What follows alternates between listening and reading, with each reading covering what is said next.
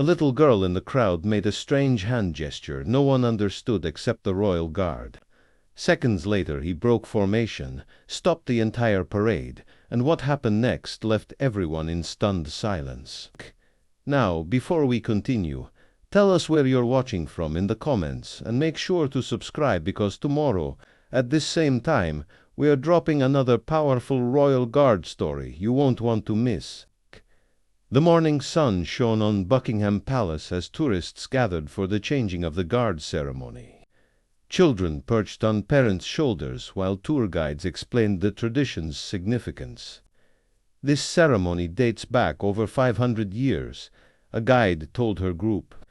These aren't just ceremonial figures, they're active duty soldiers who've served in combat zones. Guard Sergeant Theo Marwood stood at attention, morning light gleaming off his polished brass buttons. 8 years in the Royal Regiment had taught him to remain perfectly still while maintaining complete awareness, a skill honed in combat that served him equally well during ceremonial duties. As the band struck up and the formation began to move, Marwood's eyes remained forward, but his attention catalogued everything: the crowd's murmurs, the summer breeze, and the rhythm of boots striking stone, all familiar elements of his duty. Little did he know, today's parade would test not just his discipline but his humanity in ways no battlefield ever had. Among the excited faces, 7-year-old Lily Davis stood unnaturally still, her hand trapped in her stepfather's tight grip. Unlike the other bouncing children, Lily's posture was rigid, her eyes darting nervously between the guards and her stepfather. "Stand up straight," Sam Davis muttered, yanking her arm. "And remember what I told you." Lily nodded quickly, wincing as his fingers dug into her shoulder. Despite the warm June morning, she wore a long-sleeved blue dress that covered her arms completely, an odd choice that had drawn curious glances. When Sam checked his phone, his grip loosened momentarily, and Lily's sleeve rolled up, revealing fading yellow bruises circling her wrist. She quickly tugged the fabric down, eyes wide with practiced fear. "Can I take a picture of the guards, Dad?" she whispered. "Stop asking questions," Sam replied, his polite tone not matching the coldness in his eyes. "And don't call me that in public. It's Sam, remember?"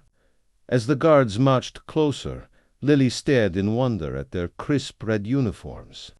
For a brief moment, childlike fascination overcame her caution. Marwood noticed her immediately, not because she was instinctive, but because her stillness amid the excited crowd triggered the same instincts that had kept him alive in combat.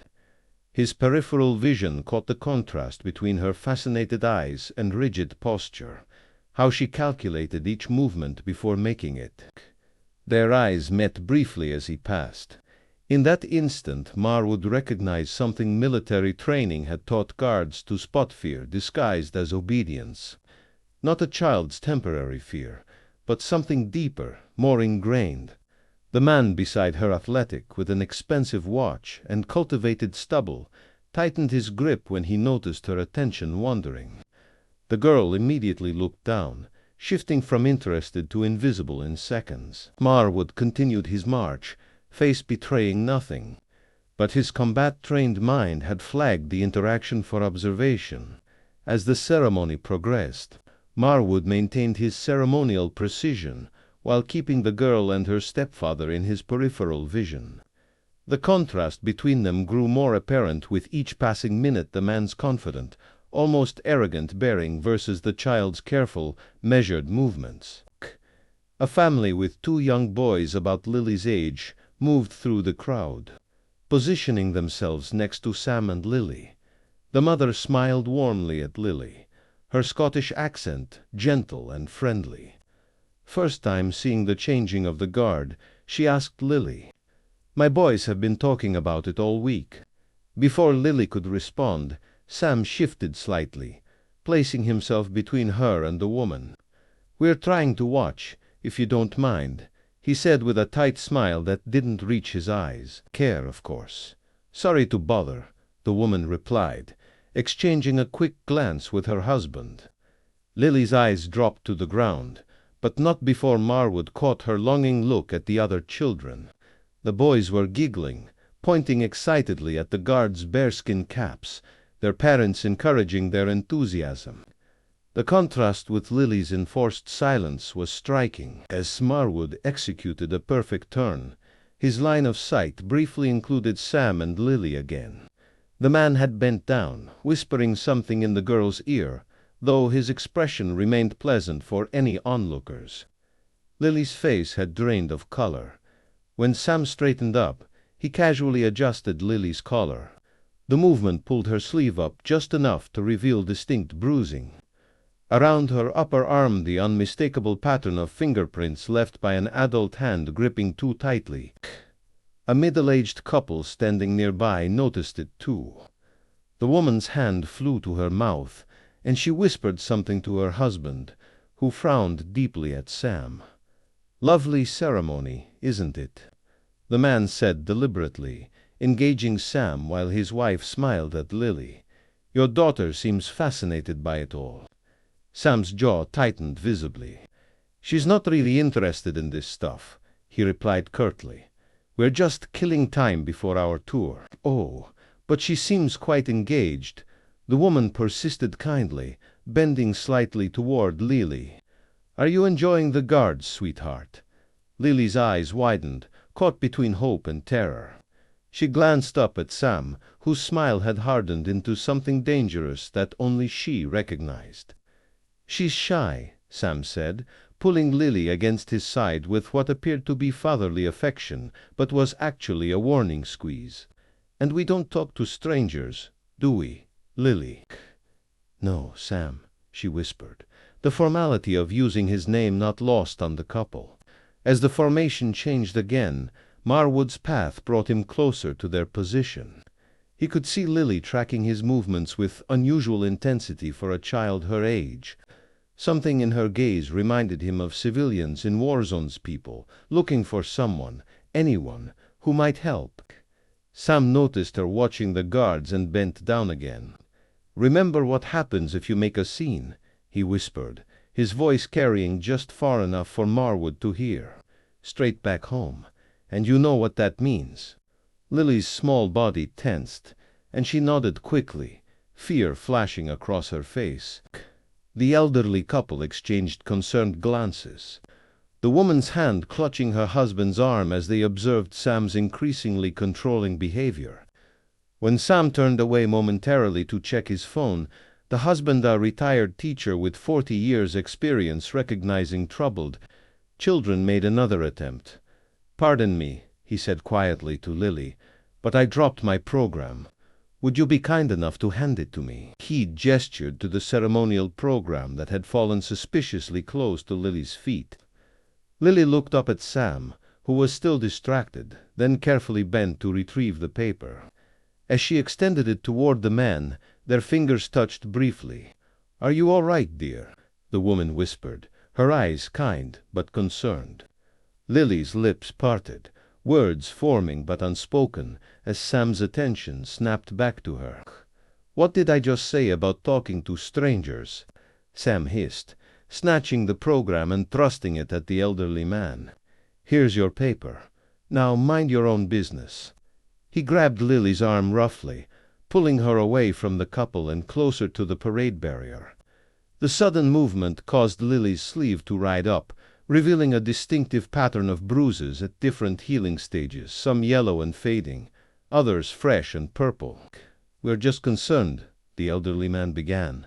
"About what?" Sam interrupted, his voice carrying enough of an edge that nearby tourists turned to look. "About a father spending the day with his daughter. Is that so unusual?" "Stepdaughter," Lily corrected automatically, her voice barely audible. The crowd's shift had positioned them closer to where Marwood stood at attention. Though his eyes remained fixed ahead as protocol demanded, his training allowed him to register every detail of the escalating situation just feet away. "What did you say?" Sam's voice dropped to a dangerous whisper, fingers digging into Lily's shoulder. "Nothing." "Sorry, Sam," she replied quickly, shrinking into herself. The elderly woman took a step forward, maternal instinct overriding caution. "Young man, that child is clearly— Mind your own family, and I'll mind mine." Sam cut her off, his charm completely evaporated. "Come on, Lily. We're finding a better spot." He pulled Lily roughly through the crowd, positioning them even closer to the ceremonial route and directly in Marwood's line of sight. As they pushed forward, Lily stumbled slightly. Sam yanked her upright with unnecessary force, causing several onlookers to frown. "Do that again, and we're going straight home," he threatened under his breath. "No stops, no exceptions. Understand?" Lily nodded mutely, but something had changed in her expression as fear gave way to desperation. Her eyes locked onto Marwood's with startling intensity. Marwood maintained his ceremonial stance, but behind the practiced neutrality of his expression, his mind was racing. 8 years in the regiment had taught him to recognize the signs of someone reaching a breaking point. The girl's body language had shifted from defensive to something more urgent, the look of someone making a final decision.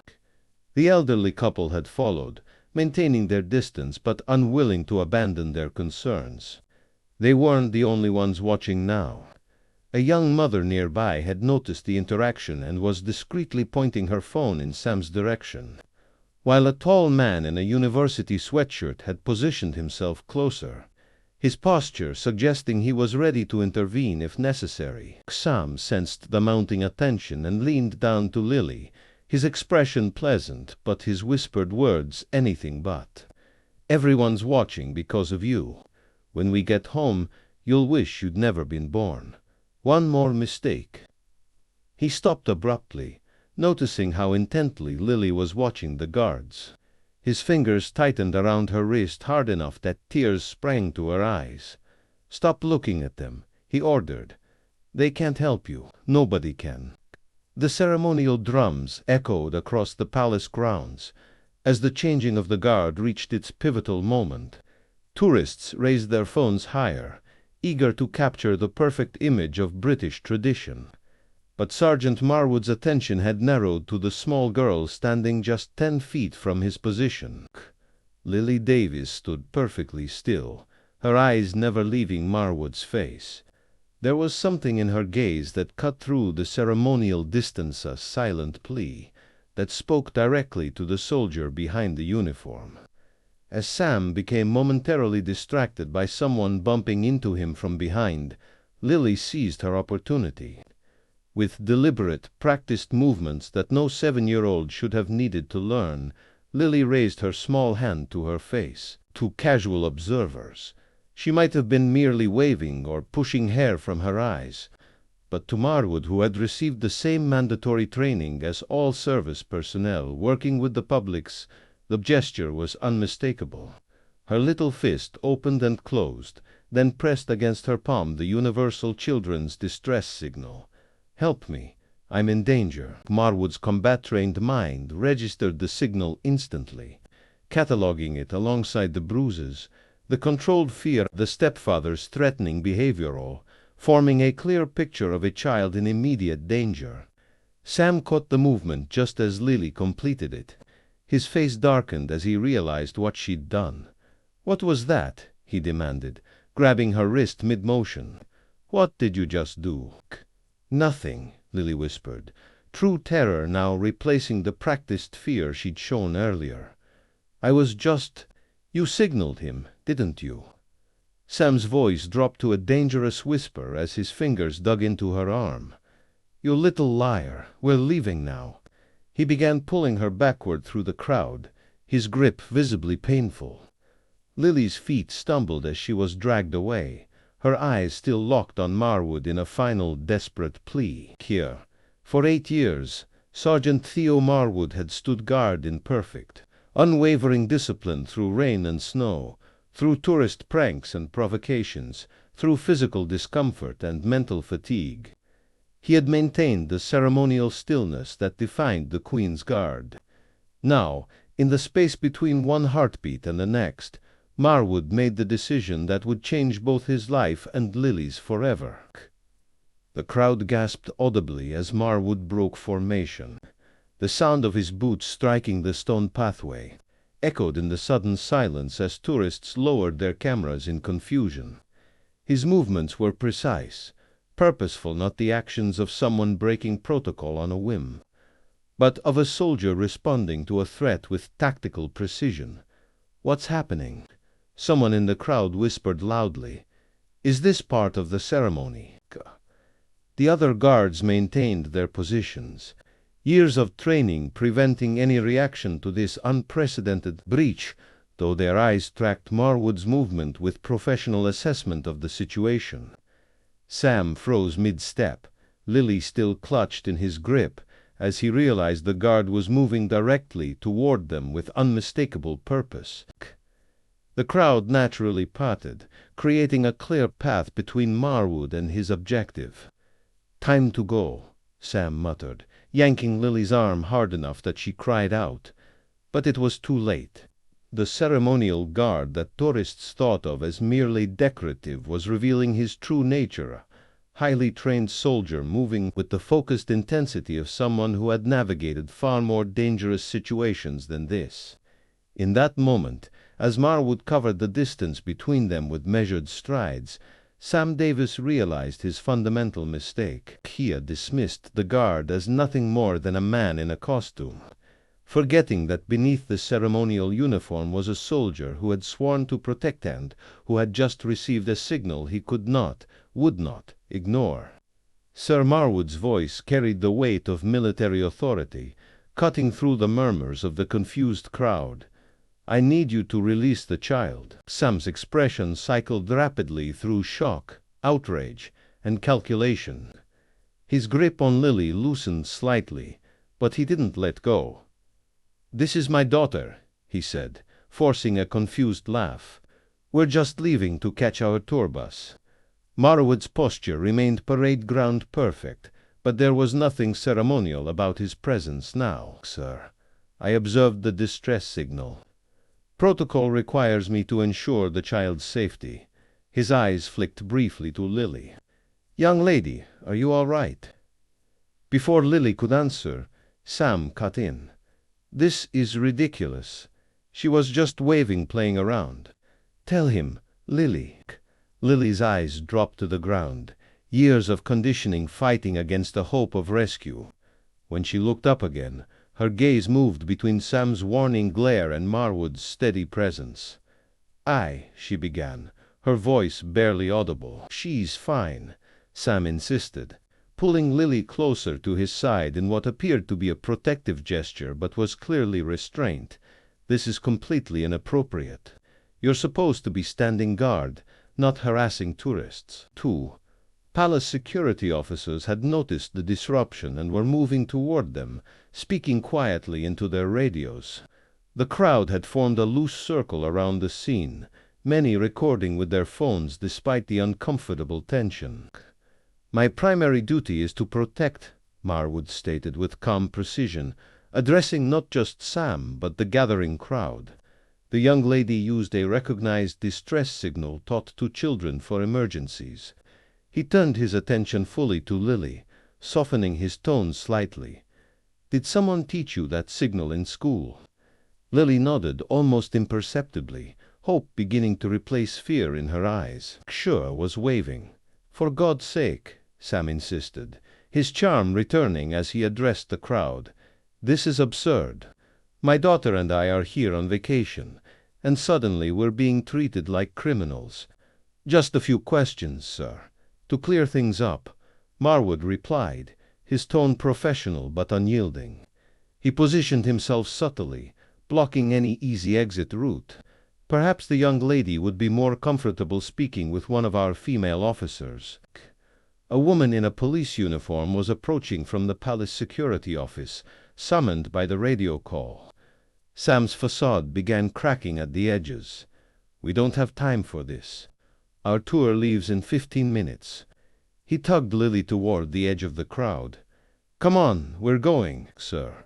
Marwood's voice hardened slightly. "I need you to stop right there." "You have no right to detain us," Sam hissed, dropping all pretense of friendliness. You're a ceremonial guard, not police. Active duty military, sir, Marwood corrected him, still maintaining perfect composure. And the safety of a child supersedes all other protocols. The female police officer had reached them now, crouching down to Lily's level. "Hello there," she said gently. "I'm Officer Wilson. What's your name?" Sam interrupted before Lily could answer. "This is ridiculous. We're leaving." He pulled Lily roughly toward him. "Tell these people you're fine so we can go." Lily looked at Officer Wilson, then at Marwood, whose unwavering presence seemed to give her courage. Something shifted in her expression, a decision made. "He hurts me," she whispered, the words tumbling out in a rush, before fear could silence her again. "All the time. Please don't let him take me home." Sam's face contorted with rage. "You lying little." He lunged forward, grabbing for Lily's arm. Marwood moved with the swift precision of battlefield training, stepping between them. "Sir, I need you to step back. Get out of my way." Sam snarled, reaching for Lily around Marwood's imposing figure. "She's coming with me." "No, sir," Marwood replied with quiet finality. "She is not." Sam's hand shot out, grabbing Marwood's shoulder in what would prove to be a catastrophic error of judgment. "I said, get out of my way, toy soldier." What happened next occurred so quickly that many in the crowd would later disagree about the exact sequence of events. Marwood's response was a textbook military restraint, technique efficient, controlled, and executed with surgical precision. In one fluid motion, Marwood pivoted, breaking Sam's grip while simultaneously securing his wrist in a joint lock that brought the larger man instantly to his knees. Sam's expression transformed from rage to shock as he found himself immobilized by a grip that applied just enough pressure to control without causing injury. "Palace security, sir. Don't move." The two security officers had reached them quickly, taking control of the situation. One moved to secure Sam while the other created space between the growing crowd and Lily. "He's hurting me," Sam protested, his face contorted with manufactured pain. "This guard attacked me for no reason." "Actually, he didn't," called out the elderly man who had attempted to help earlier. He stepped forward from the crowd, his wife beside him. "We've been watching this man's behavior toward the child for the past 30 minutes. She's clearly terrified of him. And I have it all on video," added the young mother who had been filming discreetly. "The bruises, the threatening behavior, everything." Officer Wilson had gently guided Lily a few steps away, keeping herself between the child and Sam. "Can you show me your arms, sweetheart?" she asked quietly. Lily hesitated, then slowly pushed up her sleeves, revealing what the officer's experienced eyes immediately recognized as systematic abuse bruises at various healing stages, some shaped distinctly like fingerprints. "Sir, those could be from anything," Sam protested, struggling against the security officer's grip. "Kids fall all the time." "Lily, tell them how clumsy you are." Lily flinched at his raised voice but remained silent, her eyes fixed on Marwood, who had resumed his professional bearing, though he remained close enough to intervene if necessary. "Sir, we're going to need you to come with us," the security officer informed Sam, securing his hands behind his back. "There are serious questions that need answering." "This is outrageous." Sam's voice rose as he was pulled to his feet. "You can't do this. She's my stepdaughter. I have rights." "And she has the right to safety," Officer Wilson replied firmly, her hand resting protectively on Lily's shoulder. "The evidence suggests that right has been violated." The second security officer spoke quietly into his radio, summoning additional police support. The crowd had grown larger now, tourists whispering and pointing as the scene unfolded. "You'll regret this," Sam spat as he was led away, twisting to glare at Lily. "When they realize you're lying, you'll come home, and then—" "That's enough," the officer holding him interrupted, tightening his grip slightly. "One more threat, and I'll add intimidation of a witness to the charges." As Sam was escorted toward the security office, his angry protests fading into the distance, Lily remained frozen in place, her small body trembling with the aftermath of terror and the unfamiliar sensation of hope. The female officer knelt beside her, speaking gently. "You're safe now. He can't hurt you anymore." "He always finds a way," Lily whispered, years of conditioning evident in her certainty. "He said no one would believe me, that they'd send me back to him because no one else wants me." Marwood, who had maintained a respectful distance while security handled the situation, now took a decision as significant as breaking formation had been moments earlier. He stepped forward and knelt to Lily's level, his ceremonial bearskin cap making the movement somewhat awkward but his eyes completely serious. "I believed you," he said simply, "and I always will."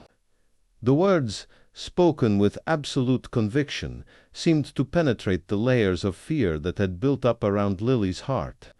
For the first time since she'd arrived at the palace, her shoulders relaxed slightly, and her eyes held something besides terror, the first fragile spark of trust. "Officer." Wilson wrapped a blanket around Lily's shoulders after the palace medical team documented her injuries. The elderly couple and other witnesses had provided their contact information. Marwood, relieved from ceremonial duty, sat outside the palace medical office. He'd removed his bearskin cap, revealing close-cropped dark hair. "Sergeant Marwood." Officer Wilson approached. "Lily's asking for you." Inside, Lily sat with hot chocolate, her injuries treated. When Marwood entered, her face brightened. "You came back," she said, surprised. "I said I would," Marwood replied, taking the chair beside her. "How are you feeling better?" She studied him curiously. "You look different without your big hat." A small smile crossed Marwood's face. "Most people say that." "Lily's been telling us about her situation," Officer Wilson said quietly. "Her mother passed away 14 months ago, and her stepfather gained custody as the only legal guardian. He was nice at first," Lily said, gripping her mug. "But then he changed. He said it was my fault that I was bad." "None of this was your fault," Marwood said firmly. "You were very brave today. What happens now?" Lily asked, voice small. "Where will I go?" "Child Services will arrange emergency foster care while the case is processed," Officer Wilson explained. "Foster care," fear returned to Lily's face. "Sam said foster homes are horrible places where nobody loves you." "That's not true," Officer Wilson assured her. "Foster parents are carefully screened." "What if," Marwood interrupted, pausing briefly, "what if there was another option?" Both looked at him questioningly. "I'm certified as an emergency foster parent through the regiment's family support program," Marwood explained. "It's part of our service to military families in crisis." He turned to Lily. "I can't promise it would be perfect. I've never been a father before. But I can promise you would be safe and never hurt again." "Are you suggesting temporary placement?" Officer Wilson asked. "Initially, yes," Marwood confirmed, eyes on Lily. "But I'd like to begin the adoption process as soon as possible if Lily would be comfortable with that." The word adoption hung in the air. Lily's eyes widened, disbelief and hope warring on her face. "You want to adopt me?" she whispered. "But you don't even know me." "I know you're brave enough to signal for help when needed," Marwood replied. "I know you've survived things no child should experience. And sometimes people recognize the family they're meant to have the moment they meet. I've served in many roles, Lily, but being your father might be the most important duty I'll ever accept if you'll have me." Officer Wilson excused herself to handle paperwork, leaving them alone with this possibility. "You won't get tired of me, or change your mind?" Lily asked, years of rejection evident in the question. "In the regiment, we make promises we don't break," Marwood said. "I won't change my mind." For the first time, a real smile transformed Lily's face, Not the careful, practiced expression she'd worn earlier, but something genuine that reached her eyes. "I'd like that," she whispered. "I'd like that very much." Marwood nodded, emotion briefly tightening his throat. "Then I'll start the paperwork today." Officer Wilson returned with forms, and Marwood filled them out with military precision. His signature represented not just a legal commitment, but a promise to the small girl watching with growing trust. 3 hours later, Sergeant Marwood walked through the palace gates with Lily by his side. His ceremonial uniform had been replaced by civilian clothes, but his military bearing remained unmistakable. "Ready to go home?" he asked, offering his hand. Lily slipped her small hand into his. "Home," she repeated, testing the word and finding it finally held no fear. "Yes, I'm ready."